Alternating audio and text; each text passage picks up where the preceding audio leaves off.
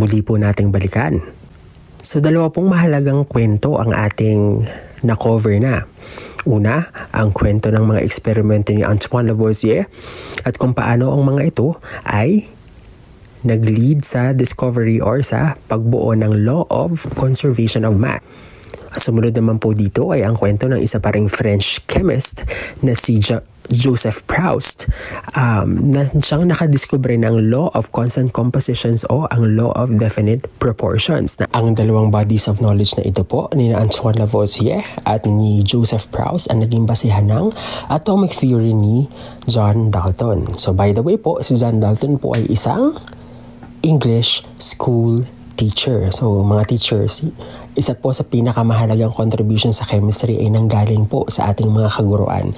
So sana po ito yung maging encouragement pa po sa atin pong mga guro sa paaralan na hindi niyo po kailangan magkaroon ng napakataas na pag-aaral para po magkaroon tayo ng kontribusyon sa siyensya. So ano po ba ang aral na kapaloob sa teorya ng atom ni John Dalton?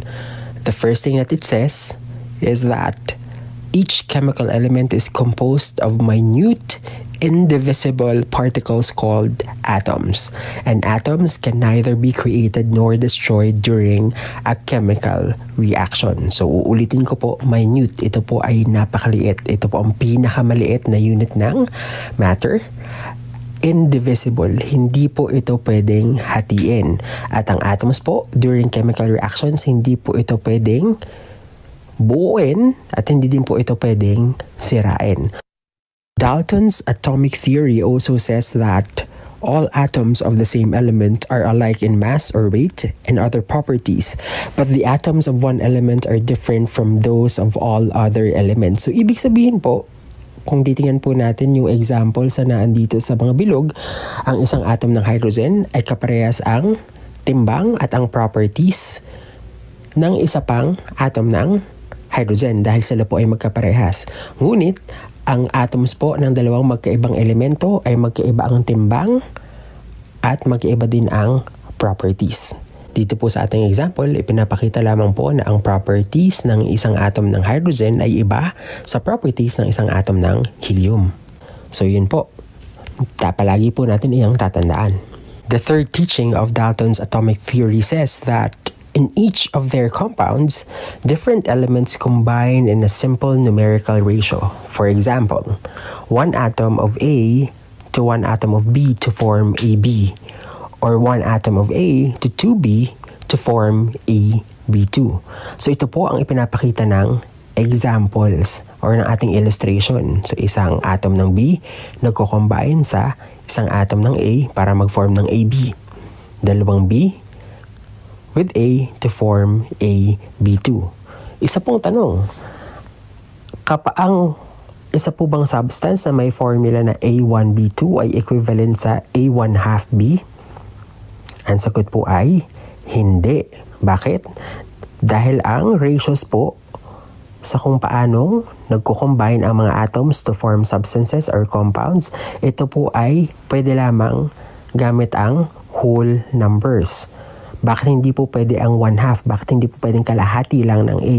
It is because atoms are indivisible.